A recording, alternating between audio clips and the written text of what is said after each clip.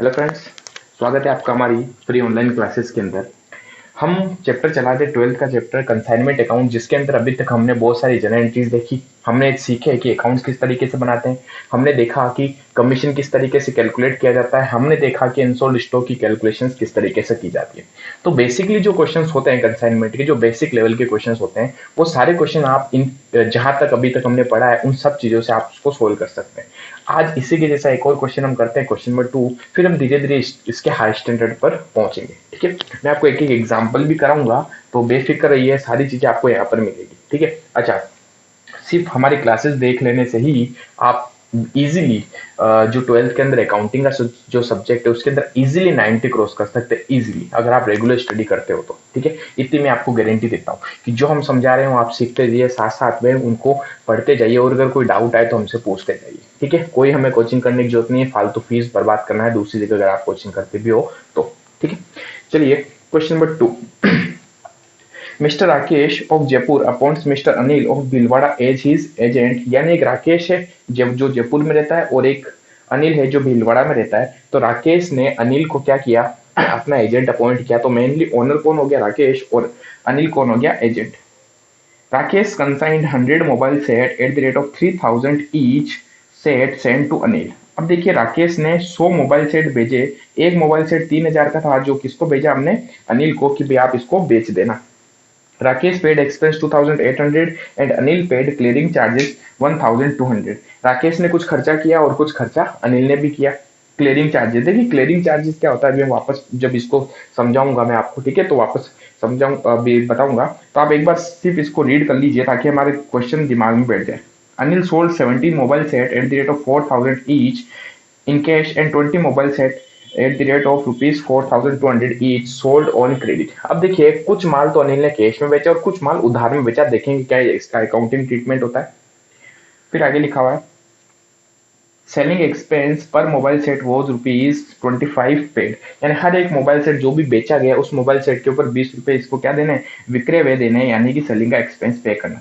Anil received 6% general commission and 3% del credit commission on credit sales. तो अब अनिल को क्या क्या मिलेगा, देखिए अनिल को दो तरीके का कमीशन मिला, इस चीज पर डिजाइन कर लेना आप। 6% तो उसको जनरल कमीशन यानी नॉर्मल कमीशन मिल रहा है, एंड 3% उसको डेल क्रेडिट कमीशन मिलता है। हमने डिस्कस किया था डेल क्रेडिट कमीशन हमेशा उधार पे दिया जाता है, यानी जो उधार की जो सेल करेगा, क्रेडिट सेल्स करेगा, उसके ऊपर हमेशा डेल क्रेडिट कमीशन दिया जाएगा। Prepare necessary account in the books of consignor and consignee. हमें क्या करना है, कंसाइनर यानी प्रेषक की पुस्तकों में और कंसाइन यानी प्रेषणी की पुस्तकों में हमें क्या करना है, खाते बनाने। Value of one set is being bad debts bad out of credit sales. ठीक है, एक सेट जो है वो उसकी धनराशि क्या हो गई, डूब गई, एक सेट का पैसा डूब गया। अब देखते हैं इसकी हम अकाउंटिंग ट्रीटमेंट कैसे करेंगे। चलिए, तो क्वेश्चन नंबर 2 स्टार्ट करते हैं।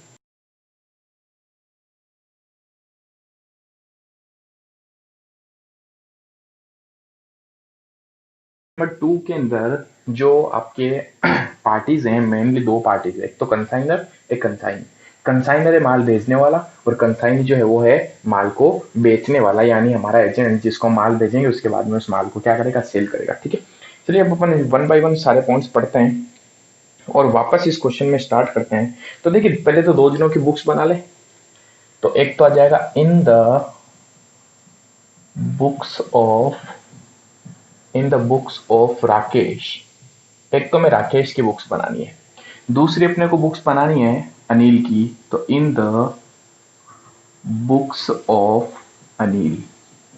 ठीक है, ये हो गया कंसाइनर, ये हो गया कंसाइनी। कंसाइनर की बुक में एक मेन इंपॉर्टेंट जो अकाउंट बनता है वो कौन सा होता है, कंसाइनमेंट अकाउंट। कंसाइनमेंट अकाउंट, ठीक है। दूसरा अकाउंट इसकी बुक में जो बनता है वो बनता है कंसाइनी का अकाउंट, यानी राकेश की बुक में अनिल का खाता और अनिल की बुक में राकेश का खाता। ठीक है, देखिए आप है ना जनरल एंट्रीज पढ़ के आए सारी, तो ताकि क्या इजीली आपको सारे पॉइंट समझ में आए, नहीं तो कहीं ना कहीं थोड़ी दिक्कत आएगी। तो राकेश की बुक में अनिल का अकाउंट, तो क्या लिख देते हैं, अनिल्स अकाउंट। ठीक है, ये छोटा सा एक अकाउंट हो गया। इसके बाद अपने को लास्ट बनाना है goods sent on consignment account. ठीक है, एक अनसोल्ड स्टॉक भी बनता है जो अपन बाद में बना लेंगे, सिंपल सा अकाउंट है वो तो। अनिल की बुक में एक अकाउंट बनता है, कौन सा अकाउंट? अनिल की बुक में राकेश का एक तो अकाउंट, राकेश अकाउंट, ठीक है। एक अनिल की बुक में बनता है कमीशन का account, commission account, commission account, ठीक है। छोटा सा अकाउंट होता है ये तो, बाकी का स्पेस अपन रख देते हैं वर्किंग नोट्स के लिए, ठीक है। तो अब चलिए एक एक करके अपन सारे पॉइंट्स पढ़ते हैं। सबसे पहले पॉइंट में लिखा हुआ है राकेश ने 100 मोबाइल सेट भेजे थे, किसको? अनिल को। तो माल भेजने पर क्या एंट्री होती है? Consignment account debit to goods sent on consignment. तो कहाँ का एंट्री होगी? कंसाइनमेंट अकाउंट में। देखिए आपको सबसे पहले मेन अकाउंट इसकी बुक में ये कंप्लीट करना है और उसकी बुक में राकेश का अकाउंट कंप्लीट करना है, ये चीज आप ध्यान रखें। ये अपने आप बनते जाएंगे, ये इनको देख देख के बन जाते हैं, ठीक है। कुछ स्पेशल टाइप की एंट्रीज होती है जहां पर हमें यहाँ भी एंट्रीज करनी पड़ती है, लेकिन वो मैं आपको बताऊंगा कि कब स्पेशल टाइप की एंट्री है। पूरी चैप्टर में 3 या 4 स्पेशल टाइप की एंट्रीज है, तो आपको बस वो चीज एंट्री याद रखनी है, बाकी इसमें कुछ भी नहीं है। हमें सबसे पहले इसको खत्म करना है, उसके बाद में अपन इसको बनाएंगे, अपने आप बन जाएगा। इनकी बुक में सिर्फ इसको खत्म करना है, ये अपने आप बन जाएगा, ठीक है। तो चलिए माल भेजने पर एंट्री करेंगे goods consignment account debit to goods sent on consignment. तो कंसाइनमेंट अकाउंट को डेबिट करना है, तो डेबिट में लिख देंगे goods to goods sent on consignment account, ठीक है। कितने का माल था? 100 सेट थे, 100 सेट मल्टीप्लाई एक सेट 3000 का, तो टोटल हमारे पास माल हो गया कितने का? 3 लाख रुपीज का। तो टोटल गुड्स कितने का? 3 लाख का, ठीक है। चलिए आगे बढ़ते हैं। फिर आगे लिखा हुआ है Rakesh paid expense 2800 and Anil paid clearing charges 1200 rupees. तो सबसे पहले बात करते हैं, राकेश ने कुछ खर्चा किया, कुछ खर्चा अनिल ने भी किया। तो पहले राकेश की बुक में देखते हैं। राकेश ने खर्चा किया तो राकेश अपने बुक्स में लिखेगा, ठीक है। क्या लिखेगा? खर्चा होती है तो इसको याद है, कंसाइनमेंट अकाउंट को डेबिट करना है, तो एंट्री कर देगा consignment account debit to bank. इसकी जेब से पैसे गए तो क्या लिख देगा? टू बैंक, और ब्रैकेट में आ जाएगा एक्सपेंस, ठीक है। सिंपल 2800। क्या इसकी एंट्री वो करेगा अनिल? नहीं, अनिल कोई भी ट्रांजेक्शन की एंट्री नहीं करेगा जो किसने किया, वो राकेश ने। यानी राकेश के किसी भी ट्रांजेक्शन की एंट्री अनिल नहीं करेगा, लेकिन अनिल के सारे ट्रांजेक्शन की एंट्री राकेश करेगा। क्यों? क्योंकि पूरा बिजनेस किसका? राकेश का है, ठीक है। ये जो माल बेच रहा है, कर रहा है, सारी जो चीजें कर रहा है, वो किसके लिए कर रहा है? राकेश के लिए। यानी इसके सारे ट्रांजेक्शन्स में, सारे लेन देनों के अंदर राकेश भी अफेक्ट होता है, इसलिए राकेश क्या करता है? इसके सारे ट्रांजेक्शन्स को लिखता है, ठीक है। लेकिन अनिल जो है वो सिर्फ अपने ट्रांजेक्शन लिखता है, राकेश के लेन देन वो नहीं लिखता, ठीक है। तो चलिए अब आगे लिखा हुआ है अनिल ने भी कुछ क्लियरिंग एक्सपेंस पे किया। तो अब आ जाते हैं अनिल पे। हमने क्या देखा था? अनिल जो खर्चा कर रहा है वो किसके लिए खर्चा कर रहा है? राकेश के लिए। ये अभी एक्सपेंस पे करेगा, बाद में किससे रिकवर कर लेगा? राकेश से। तो हमें क्या मानना है जब भी एक्सपेंस पे करेगा कि ये जो खर्चा है वापस किससे लेगा? राकेश से। यानी राकेश को क्या करेगा? डेबिट बनाएगा, डेटर्स बना देगा अपने, डेटर्स यानी कि एसेट्स बना देगा, ठीक है। एसेट्स बनाएगा तो राकेश को क्या करेगा? डेबिट करेगा, और इसकी जेब से पैसे गए तो क्या लिख देगा? To bank. इसमें मैंने आपको शॉर्ट ट्रिक बताई थी याद करने की। आप सिर्फ इतना सोचिए इसकी जेब में पैसा आ रहा है या जा रहा है, ठीक है। ये अगर आप पता चल जाएगा डेबिट क्या हो रहा है, क्रेडिट क्या हो रहा है, तो दूसरी चीज हमेशा ध्यान रखना, इसका कंसाइनर का नाम इसकी बुक में आएगा। जैसे इसकी जेब से पैसे गए तो क्या लिखेगा? To bank. तो अब डेबिट क्या हो जाएगा? राकेश, यानी कंसाइनर, ठीक है। तो देखिए एंट्री हो गई Rakesh account debit to bank, इसकी जेब से पैसे गए तो क्या लिख देगा? टू बैंक, और ब्रैकेट में आ जाएगा एक्सपेंस। कितने थे? 1200 रुपीज, 1200 रुपए। क्या इसकी एंट्री राकेश भी करेगा? यस, क्योंकि जो खर्चा है वास्तव में अनिल का तो खर्चा है ही नहीं, ये किसका खर्चा है? राकेश का खर्चा है। उसकी जेब से पैसे गए, बाद में इससे रिकवर करेगा। तो बताइए इसका उसने एक्सपेंस किया तो इसके लिए भी एक्सपेंस होगा। एक्सपेंस होने पर क्या करेगा? कंसाइनमेंट अकाउंट को डेबिट करेगा। तो कंसाइनमेंट अकाउंट को डेबिट करेगा यानी टू में लिखेगा, लेकिन क्या इसकी जेब से पैसे जा रहे हैं? नहीं। तो ये क्या लिख देगा? किसने ट्रांजेक्शन किया? अनिल ने। तो क्या लिख देगा? अनिल का नाम लिख देगा, टू अनिल, ठीक है। एक्सपेंस कितने? 1200 रुपीज। तो ध्यान से देखिए, इसने खर्चा किया टू बैंक लिखेगा, उसने कोई खर्चा किया उसकी राकेश की एंट्री करेगा, उसका नाम लिख देगा। यानी कि कोई भी ट्रांजेक्शन अगर अनिल करता है तो राकेश अपनी बुक्स के अंदर अनिल का नाम तो लिखेगा ही लिखेगा, ठीक है। चलिए आगे बढ़ते हैं। Anil sold 70 mobile set at the rate of 4000 each set in cash, यानी उसने 70 मोबाइल सेट जो थे वो 4000 रुपए का एक सेट के हिसाब से नगद में विक्रय किया, कैश में बेच दिया। ठीक है, तो बताइए बेचने पर सबसे पहले कौन बेच रहा है? अनिल। हम मैंने क्या बताया, अनिल की बुक में सिर्फ इतना सोचो कैश आ रही है जा रही है। अब देखो ये माल बेच रहा है तो कैश आएगी, कैश आएगी तो क्या करेगा, कैश को डेबिट करेगा, यानी बैंक अकाउंट डेबिट, कैश या बैंक एक ही चीज मानना अपने को, बैंक अकाउंट डेबिट, और टू में लिख देगा राकेश। क्यों? क्योंकि राकेश को पैसे देने। अब देखिए जब अनिल कोई खर्चा करता है ना तो ये अपने आप को हमेशा क्या मानता है कि इसने खर्चा किया, ये राकेश से पैसे ले लेगा, तो राकेश से पैसे लेगा, यानी राकेश इसके लिए एसेट्स हो गई। क्यों? क्योंकि मैं उससे पैसे मांगता हूँ। ठीक है, तो ये राकेश को डेबिट करता है एसेट्स होने पर। अब इसने माल बेच दिया, अनिल ने माल बेचा, तो मुझे पैसा देना है, किसको देना है? राकेश को। तो राकेश मेरे लिए एक तरीके से क्या हो गया, लाइबिलिटी, मुझे पे करना पड़ेगा उसको। लाइबिलिटीज हमेशा बढ़ती तो क्या की जाती है, क्रेडिट की जाती है। ठीक है, तो सिंपल सा लॉजिक है।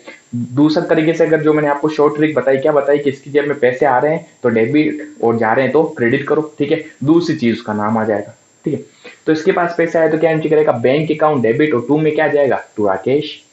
तो यहाँ राकेश के अकाउंट में क्या एंट्री हो जाएगी, बाय बैंक। ठीक है, सेल्स। इसने जो माल बेचा 70 सेट्स 4000 रुपीज की रेट से बेचे 2,80,000 रुपीज में ये।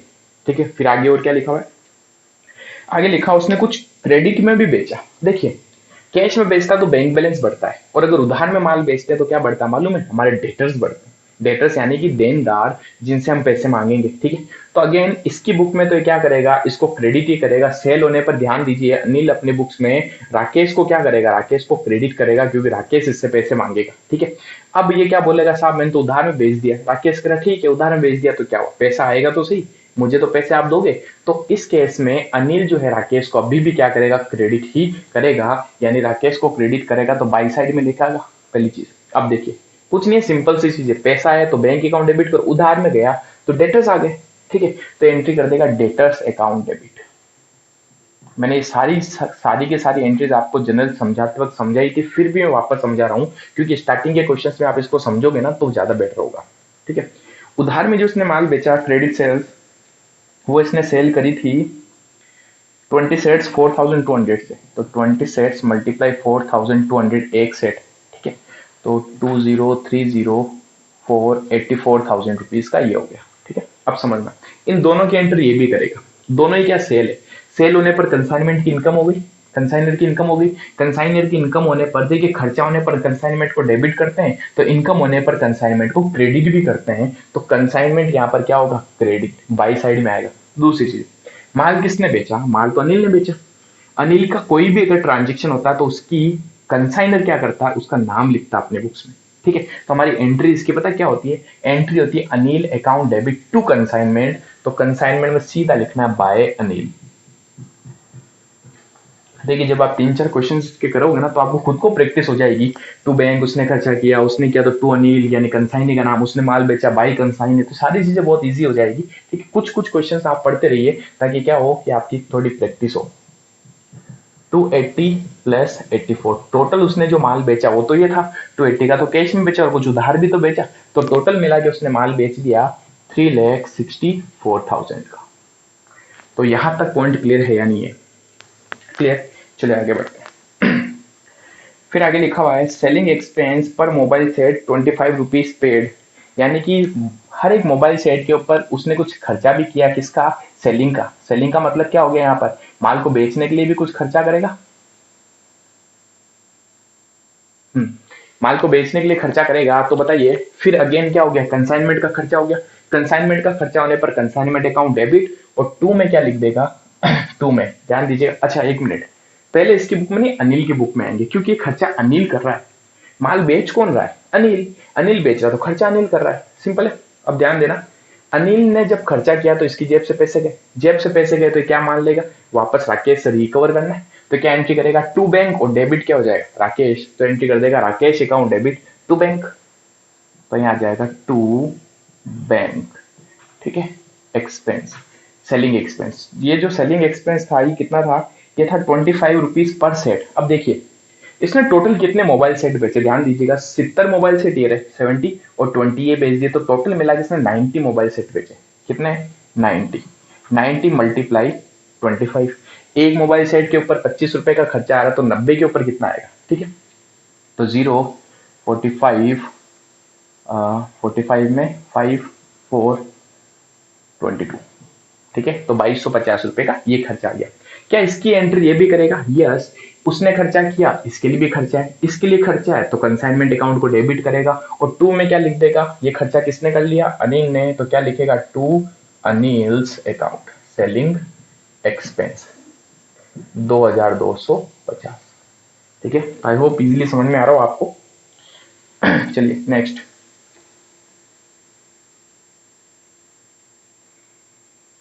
अब आते हैं कमीशन पे। Anil received 6% general commission and 3% del credit commission on credit sales. Anil को दो तरीके का कमीशन मिल रहा है।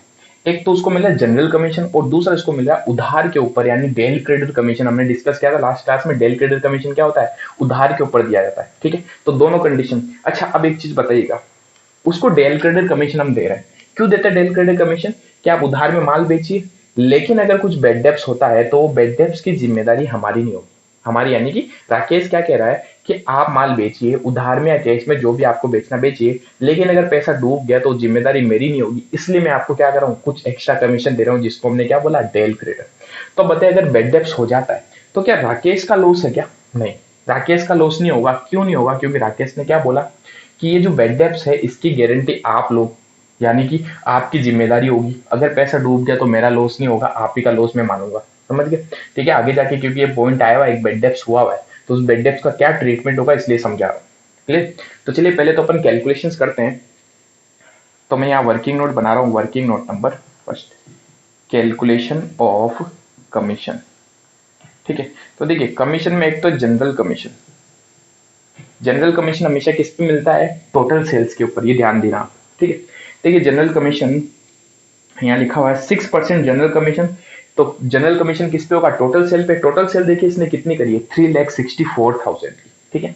तो 3,64,000 में इसने टोटल सेल करी, मल्टीप्लाई उसका कितना परसेंट? 6%।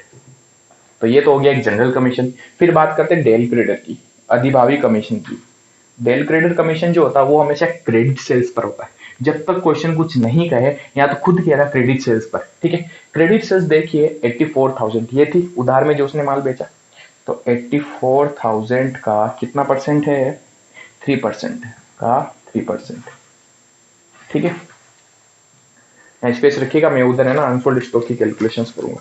तो 364 का 6% हो जाएगा हमारे पास 21,840 एंड 84,000 का 3% हो जाएगा 2520। टोटल मिला के हमारे पास कमीशन 28,840 प्लस 2520 24,360 का टोटल कमीशन। ये क्या आ गया? टोटल, ठीक है।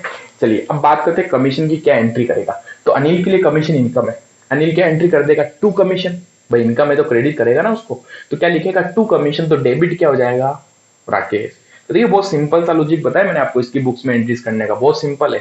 इसकी बुक में अगर आपको एक साइड पता चल जाए डेबिट या क्रेडिट, तो दूसरी साइड हमेशा ही क्या होगी? यही होगी, क्या? कंसाइनर का नाम, ठीक है। तो इसके लिए इनकम है तो क्या लिखेगा? To commission. तो डेबिट क्या हो जाएगा? राकेश। तो एंट्री कर देगा Rakesh account debit to commission. तो राकेश अकाउंट डेबिट में क्या आ जाएगा? टू कमीशन, ठीक है। यहाँ लिख दीजिएगा वर्किंग नोट नंबर फर्स्ट। यहां से हमने कमीशन कैलकुलेट किया 24,360, ठीक है। फिर आगे, prepare necessary account in the books of consignee and consignee value of one set is being paid out of credit sales, ठीक है। इस पॉइंट को मैं फिलहाल ड्रॉप रखता हूँ। एक मोबाइल सेट का अमाउंट डूब गया, यानी कि बेड डेप्स हो गया। बेड डेप्स का सबसे लास्ट में अपन ट्रीटमेंट करेंगे। इससे पहले एक चीज, अगर बेड डेप्स वाले पॉइंट को, अच्छा बेड डेप्स देखिए किसके लिए? अनिल के लिए। क्यों है बेड डेप्स अनिल के लिए?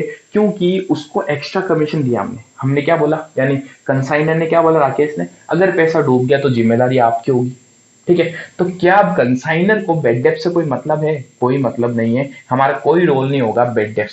यानी अब बेड डेप्ट की एंट्री सिर्फ और सिर्फ अनिल करेगा, हम उसकी कोई एंट्री नहीं करेंगे, क्योंकि हमारे लिए तो लॉस है ही नहीं, ठीक है। तो इस बेड डेप्ट को अगर मैं भूल जाऊं, वैसे इसकी बुक्स में तो आ ही नहीं रहा है ना, तो बेड डेप्ट के अलावा बताइए क्या इसकी बुक में कुछ चीज पेंडिंग है? लगभग सब बन गया इसकी बुक में, इस कंसाइनमेंट अकाउंट में, एक चीज को छोड़कर, calculation of unsold stock. Unsold stock निकालना पड़ेगा आपको हमेशा साल के एंड में, या जब भी आप ये कैलकुलेशंस करते हैं या खाते बनाते हैं तो आपको देखना पड़ेगा कि क्या कहीं बिना बिका माल तो नहीं बचा हुआ या है। इसने 100 मोबाइल सेट भेजे, 100 में से ध्यान दीजिए 90 मोबाइल सेट तो बिक गए, बिक गए, 10 का है, 10 तो अभी भी इसके पास में पड़े हैं। तो इसके हमें क्या करनी पड़ेगी, कैलकुलेशंस करनी पड़ेगी। अनसोल्ड स्टॉक हमेशा कंसाइनमेंट के बाई में लिखा जाता है, by unsold stock, working note number 2। ठीक है, अब इस वर्किंग नोट को समझना मैं उधर बना रहा हूं। Working note number 2, calculation of unsold stock. Unsold stock की जब आप कैलकुलेशंस करते हो तो इसका एक फॉर्मूला होता है। क्या फॉर्मूला होता है इसका? फॉर्मूला होता है total cost, total cost upon total unit multiply unsold stock unit. ठीक है, ये फॉर्मूला मैंने आपको बताया था लास्ट टाइम। इसमें देखिए टोटल यूनिट्स, अगर इस क्वेश्चन की बात करें अपन, तो टोटल यूनिट्स कितनी भेजी गई थी? 100 यूनिट्स भेजी गई थी टोटल। ठीक है, बची कितनी है अनसोल्ड, बता सकते हो? 70 और 20, 90 बिक गई, बची कितनी? 10। तो 10 कैसे निकालेंगे? 100 सेट थे जिसमें से 90 सेट क्या हो चुके हैं, सेल हो चुके हैं, तो हमारे पास कितनी यूनिट्स बच गई? 10 यूनिट। ठीक है, आप इसको डायरेक्टली लिखे 10, क्योंकि नहीं तो आप ऐसे छोटी छोटी चीजें बार बार नहीं लिखेंगे अपन, है ना। तो मल्टीप्लाई 10, टोटल 100 यूनिट्स भेजी गई, बची कितनी? 10। अब एक चीज अपने को कैलकुलेट करनी है, वो है टोटल कॉस्ट। क्या है? Total cost. तो इस टोटल कॉस्ट को मैं थोड़ा ऊपर कैलकुलेट कर रहा हूं, यहां हमारे पास वैसे स्पेस नहीं है थोड़ा। टोटल कॉस्ट कैसे निकालेंगे समझिएगा। टोटल कॉस्ट, टोटल कॉस्ट में मैंने आपको क्या बताया था? 3 चीजें यहां पर देखनी है, सिर्फ 3 चीजें, इसके अलावा मैं कुछ भी नहीं देखना। क्या देखना है? सबसे पहले तो अपने को देखना है goods sent on consignment. Consignment पर कितने का माल भेजा गया था? ध्यान से देखिए, कंसाइनमेंट पर 3 लाख का माल भेजा भेजा इसको लिख दीजिए एज इट इज। 3 लाख का माल हमने भेजा कंसाइनमेंट पर। ठीक है, इसमें ऐड करेंगे क्या? Expense by R. R means Rakesh का जो खर्चा था। राकेश ने कितने का खर्चा किया? देखिए, ये पूरे में राकेश का खर्चा ये है बैंक वाला, ठीक है। उसने 2800 रुपए पे किए थे, तो हम यहां लिख देंगे 2800 रुपए। फिर यहां पर ऐड करते हैं नॉन रिकरिंग एक्सपेंस बाय, ये कौन से खर्चे लेंगे अपन? Non recurring expense by Anil, Anil के अनावर्ती प्रकृति के वे। ठीक है, अब इसमें हमें सोचना पड़ता है, क्योंकि देखिए राकेश का तो सारा ही खर्चा लिया जाता है इसके कैलकुलेशन में, लेकिन कंसाइनी का कौन सा एक्सपेंस लेते हैं? Non recurring. नॉन रिकरिंग मतलब जो खर्चा उसने माल को गोडाउन तक पहुंचने तक किया हो, यानी कि जब राकेश के यहाँ से माल निकल गया, वहां से लेके अनिल के गोडाउन तक पहुंचने तक जो भी खर्चा किसने किया? अनिल ने, क्योंकि राकेश के खर्चे तो जोड़ चुके अपन। अनिल का वो खर्चा, वापस सुनिए, जो माल को गोडाउन तक पहुंचने तक किया गया है, वो सारे नॉन रिकरिंग का एक्सपेंस होते हैं। ठीक है, अब ध्यान दीजिएगा, यहाँ पर इसने 2 तरीके का खर्चा किया। इन दोनों एक्सपेंस को ध्यान से देखो। ये एक्सपेंस जो है वो है क्लियरिंग एक्सपेंस। क्लियरिंग का मतलब क्या होता है? माल को छुड़ाने के संबंध में, ठीक है। या फिर अगर जैसे माल रास्ते में आता तो बीच में गवर्नमेंट अथॉरिटीज मिलती है आपको, ठीक है, सरकारी लोग मिलते हैं जो आपसे कुछ टैक्स वगैरह लेते हैं, या माल को क्लियर करने के ऊपर कुछ और खर्चा भी आपसे मांगते हैं कि साहब आपका माल वहां से यहाँ तक आया, आपको कुछ टैक्स देना पड़ेगा, आप इसको टैक्स मांग सकते हो। ठीक है, तो हमने गवर्नमेंट को टैक्स दिया। क्या टैक्स गोडाउन में पहुंचने के बाद दिया गया था? नहीं, ये टैक्स गोडाउन, माल को गोडाउन में पहुंचने से पहले दिया गया है। तो कौन सा खर्चा हो गया? Non recurring. ठीक है, तो ये तो जुड़ेगा। अब बात करते हैं इस एक्सपेंस की। सेलिंग एक्सपेंस क्या होता है? सेलिंग एक्सपेंस होता है माल को गोडाउन में पहुंचने के बाद हम सेल करते हैं। ठीक है, तो क्या माल गोडाउन में पहुंच चुका था इसके लिए? यस। तो ये जब एक्सपेंस किया गया था तब माल गोडाउन में पहुंच चुका था, उसके बाद किया गया, तो ये नॉन रिकरिंग एक्सपेंस नहीं होगा। तो याद रखें, सेलिंग एक्सपेंस कभी भी नॉन रिकरिंग एक्सपेंस नहीं होता है। ठीक है, क्यों? क्योंकि ये ऐसा एक्सपेंस है जितनी बार सेल करोगे उतनी बार आपको पे करना पड़ेगा। ठीक है, तो सेलिंग एक्सपेंस हमेशा गोडाउन में पहुंचने के बाद किया जाता है, इसलिए इसको अपन नॉन रिकरिंग नहीं मानते हैं। सिर्फ कौन सा खर्चा नॉन रिकरिंग होगा? 1200 रुपए वाला। ठीक है, क्लियरिंग एक्सपेंस। तो हम यहाँ पर जो एक्सपेंस लेंगे वो कौन से लेंगे? सिर्फ 1200। तो देखिए हमारी टोटल कॉस्ट आ गई 3,04,000 रुपए। बस, कितना इजी पॉइंट है। तो इस तरीके से आप क्या करते हो? टोटल कॉस्ट कैलकुलेट करते हो। दिख रहा है सबको? ओके, तो इस तरीके से हमने क्या कि टोटल कॉस्ट कैलकुलेट कर ली। ये टोटल कॉस्ट हमने ऐसे निकाली। ठीक है, ध्यान दीजिएगा। चलिए, तो इस टोटल कॉस्ट को 3,04,000 यहां लिख दीजिए। ठीक है, 3,04,000 डिवाइड बाई 100 इंटू 10। अब देखिए फॉर्मूला बना कैसे उसको भी समझना। 3,04,000 जो कॉस्ट है ना वो टोटल 100 यूनिट्स की है, कह सकता हूं मैं 100 यूनिट्स की टोटल कॉस्ट कितनी है 3,04,000। तो बताओ एक यूनिट की कितनी होगी, तो हम कैसे निकालेंगे अगर इसको इग्नोर करें। मुझे अगर कोई बोले एक यूनिट की रेट बताओ तो मैं कैसे निकालूंगा, 3,04,000 100 यूनिट की है तो डिवाइड बाई 100 कर दूंगा तो एक यूनिट की आ जाएगी। फिर मुझे उसको 10 से मल्टीप्लाई करना है तो कितनी यूनिट्स की कॉस्ट आ जाएगी, 10 यूनिट्स की। सिंपल। तो लॉजिक है इसके अंदर, है ना। ये कोई ऐसे नहीं कि आपने ठीक है फॉर्मूला बना दिया, नहीं। चलिए तो 30,400 रुपए हमारे पास अनसोल्ड स्टॉक कितने का बच गया, 30,400 रुपए का। इस अनसोल्ड स्टॉक को यहाँ लिख दीजिए 30,400। आई होप आपको समझ में आया हो। सारे पॉइंट जो थे हमने पहले क्वेश्चन में देख के फिर यहाँ पर लिखे। दो कैलकुलेशन हमने करी, एक तो हमने कमीशन की कैलकुलेशन करी, एक हमने अनसोल्ड स्टॉक की कैलकुलेशन करी। कमीशन सिंपल होता है, अनसोल्ड स्टॉक का फॉर्मूला लगाना है, फॉर्मूला में टोटल कॉस्ट कैलकुलेट करनी होती है, वहां से देखिए। ठीक है। चलिए अब कंसाइनमेंट तो खत्म हो गया, तो सब एक एक करके अपन सारे अकाउंट सब फिनिश करें। ठीक है। सबसे पहले मैं अकाउंट फिनिश कर रहा हूँ कौन सा, राकेश की बुक में कंसाइनमेंट अकाउंट। यहां से मैं पता चलेगा प्रॉफिट 0, 0, 4, 6 and 3, 9, सॉरी 0, 0, 4, 4, 6 and 3, 9, 3, 394,400, 394,400। इसमें से जो भी है लेस कर देंगे तो इसका प्रॉफिट आ जाएगा। तो क्या लिख देंगे, बाय 2P&L बैलेंसिंग फिगर। ये क्या गया इसका प्रॉफिट। प्रॉफिट की कैलकुलेशन कर लेते हैं। 394,400 minus 3 lakh minus 2,800 minus 1,200 minus 2,250, total 88,150 profit आ रहा है। 88 नहीं 63,790 का प्रॉफिट आ रहा है। कहीं हमने कुछ गड़बड़ तो नहीं करी। अच्छा इसका एक कमीशन नहीं लिखा अभी तक हमने, है पहले इसकी कमीशन को लिख देते हैं। देखिए ये कमीशन हम लिखेंगे तो हम क्या एंट्री कर देंगे इस कमीशन की, हम इसको लिखेंगे टू अनिल, क्योंकि अनिल को कमीशन देना है और हमारे लिए तो ये भी क्या है, खर्चा है एक तरीके से। भाई कमीशन उसको दूंगा तो हमारे लिए भी तो खर्चा है ना। कितने का खर्चा हो गया, 24,360। तो देखिए एक चीज को दिमाग में डाल दीजिए, इसके सारे ट्रांजेक्शन को ये भी अपने बुक्स में लिखेगा। ठीक है। देखिए ये लिख दिया 1,200 आ गया, 2,250 आ गया, 280 और ये आ गया। ठीक है। क्या बच गया था, कमीशन हमने नहीं लिखा, कमीशन को सबसे पहले यहाँ लिख दीजिए। अब अपन करते हैं इसके प्रॉफिट की टोटल। तो 88,150 माइनस 24,360, तो 63,790 ये आ गया हमारे प्रॉफिट।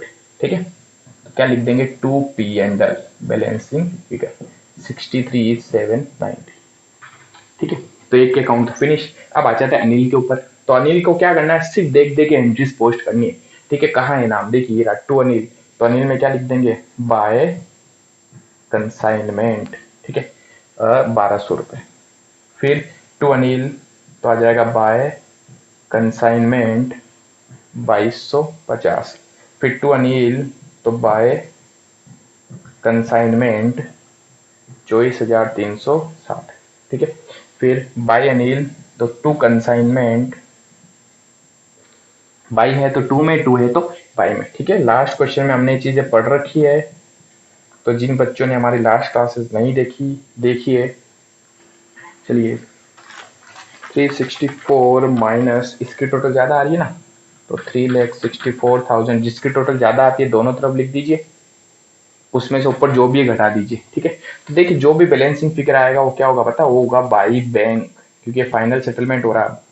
364 का टोटल उसने सेल कर दिया। इसमें से देखिए अनिल अपने 1,200 रुपए काट लेगा एक्सपेंस के, सेलिंग एक्सपेंस के 2,250 काट लेगा, कमीशन का अमाउंट काट लेगा और बाकी पैसा किसको दे देगा, इसको। तो इसको पैसे मिलेंगे तो क्या एंट्री करेगा, bank account debit to Anil. ठीक है। तो 364 माइनस 1,200 माइनस 2,250 माइनस 24,360, तो 3,36,190, 3,36,190। ठीक है। चलिए तो लास्ट में अब गुड्स एंड ऑन कंसाइनमेंट। अच्छा इसके साथ ही मैं अनसोल्ड स्टॉक का भी अकाउंट बना देता हूं, क्योंकि छोटे छोटे से अकाउंट है दोनों। अनसोल्ड स्टॉक देखिए, तो पहले गुड्स एंड ऑन कंसाइनमेंट में क्या है, to goods and on consignment, तो यहाँ क्या आ जाएगा, by consignment, by consignment 3,00,000 rupees. ठीक है। फिर यहां पर क्या आ जाएगा, to trading account balancing figure कितने का, 3,00,000 रुपीज। ठीक है। फिर अनसोल्ड स्टॉक, थोड़ा मेरे पास स्पेस नहीं तो पर्टिकुलर अमाउंट वाला फॉर्मेट नहीं बना रहा हूँ। तो देखिए अनसोल्ड स्टॉक बाई में यहाँ कहाँ जाएगा, टू में आ जाएगा। क्या लिख देंगे, to consignment account, to consignment account कितना, 30,400। और इसको भी कहाँ ट्रांसफर कर देना अपने को, इसको भी ट्रांसफर कर देना by trading and P and, कितना, 30,400। ठीक है। तो ये बैलेंसिंग फिगर आ जाएगा, यहाँ इसका बैलेंसिंग फिगर आ जाएगा। तो आई होप यहाँ तक तो कोई डाउट नहीं होगा। देखिए कंप्लीट क्वेश्चन हो चुका है, सिर्फ एक पॉइंट बाकी बेड डेप्स वाला, वो अब यहाँ पर अपन डिस्कस करते हैं। ठीक है, अब समझना, इसको भी फिनिश कर देना अपने को। इसका बैलेंस कितना आ जाएगा, इसकी टोटल आ जाएगी 3,84,000। 3,84,000 में से जो भी लेस कर देंगे तो क्या आ जाएगा पता है, टू बैंक। टू बैंक क्यों, क्योंकि इसने इतने का माल बेच दिया था, इसमें से ये अपने ये खर्चे काट लेगा और बाकी का अमाउंट किसको दे देगा, राकेश को। तो क्या एंट्री करेगा, ये जब अनिल जब राकेश को पैसे देगा तो एंट्री करेगा Rakesh account debit to bank. ठीक है, तो Rakesh account debit to bank, ये वही बैलेंस होगा जो यहां से आया। ठीक है, 336,190, 336,190। फिर बात करते कमीशन की। टू कमीशन बाय में आ जाएगा तो क्या लिख देंगे, बाय राकेश, कितना, 24,360। अब इस कमीशन के अकाउंट को जो खत्म करते हैं वो हम यहां पर लिखते हैं टू पी एंड एल। इसका जो बैलेंसिंग फिगर होता है वो हम ट्रांसफर कहाँ कर देते हैं, पी एंड एल में। लेकिन अब यहाँ पर एक पॉइंट है, पॉइंट ये है कि जो बेड डेप्स वाला अमाउंट था, जो बेड डेप्स का अमाउंट डूब गया पैसा, ठीक है, डूबत ऋण, वो पैसे का क्या किया जाएगा। देखिए अनिल क्या मानता है, इस पूरे कंसाइनमेंट में उसने कमीशन का काम किया और कमीशन के ऊपर वो काम कर रहा था, कमीशन उसने कमाया। ठीक है, उसने टोटल कितना कमीशन कमाया, 24,360। अब इसको इसमें डेल क्रेडिट कमीशन भी मिला था। डेल क्रेडिट कमीशन क्यों मिलता है कि अगर पैसा डूब जाता है तो जिम्मेदारी किसकी होगी, कंसाइनी की। तो अभी जिम्मेदारी कंसाइनी की। अगर ये बेड डेप्स नहीं होता तो ये अपने पूरे 24,360 के प्रॉफिट को पीएनएल में ट्रांसफर कर देता। लेकिन अब जो बेड डेप्स हो गया है, इस बेड डेप्स के कारण ये क्या मानेगा अनिल, अनिल ये मानेगा कि इसका जो कमीशन है वो कम हो गया। ये क्या करता है, उस बेड डेप्थ को अपने कमीशन से सेट ऑफ कर लेता है। कहता है भाई 24,360 था, एक सेट की राशि डूब गई तो एक की जो अमाउंट है वो कम हो गया, बस तो इसको कमीशन कम मिला, ये मानेगा। तो जब भी बेड डेप्स होता है तो हमेशा ये क्या एंट्री करता है, ये अपने कमीशन को कम कर देता है। तो जब इसके कमीशन इनकम थी तो इसने एंट्री करी टू कमीशन, अब कम करेगा तो कमीशन को डेबिट करेगा और टू में क्या लिख देगा, टू डेटर्स। डेटर्स क्यों, क्योंकि डेटर्स कम हो गए। ये क्या अमाउंट है, बेड डेप्स का। ठीक है, बेड डेप्स का अमाउंट कैसे निकालना है, इसने एक सेट कितने का बेचा, 4,200 का, तो एक सेट की राशि डूबी है ना, तो 4,200 रुपए डूब गए, सिंपल। क्लियर, दो सेट होते तो हम 4,200 इंटू 2 कर देते। ठीक है, तो चलिए 24,360 माइनस 4,200, तो 20,100 रुपए इसकी क्या आ जाएगी, इनकम आ जाएगी। 24,360, 24,360। ठीक है, तो ये था हमारा क्वेश्चन नंबर 2। बहुत अच्छा क्वेश्चन है, मेरा फेवरेट क्वेश्चन भी है ये। ठीक है, इस पूरे क्वेश्चन में अगर ध्यान से देखा जाए तो ये दो कैलकुलेशंस थी, बाकी इसमें कुछ नहीं है। ये आपको आने चाहिए कि किस खाते के अंदर कौन सा खर्चा होता है तो क्या एंट्रीज कहाँ कहाँ की जाती है। ठीक है, तो चलिए आज के लिए इतना ही। अभी तक आपने हमारे चैनल को सब्सक्राइब नहीं किया तो प्लीज सब्सक्राइब कर लीजिए एंड लाइक कीजिए, अपने 12th वाले फ्रेंड्स को सबको सेंड कीजिए। ठीक है, थैंक यू।